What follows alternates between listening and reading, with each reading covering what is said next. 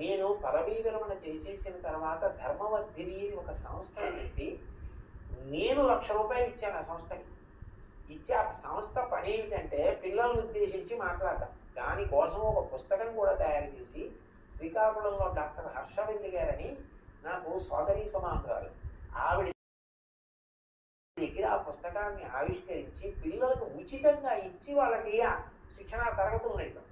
అంటే ఇవాళ ఇందులోకి వెళుతున్నాననే కాదు, పదవీ విరమణ 2018లో చేసినప్పటి నుంచి నాకు ఈ ఆధ్యాత్మిక ప్రవచనంతో పాటు పిల్లలకి ఏదో చెయ్యాలి, పిల్లలకి మంచి చెప్పాలి, చెప్పాలని ఏదో తాపత్రయం అండి.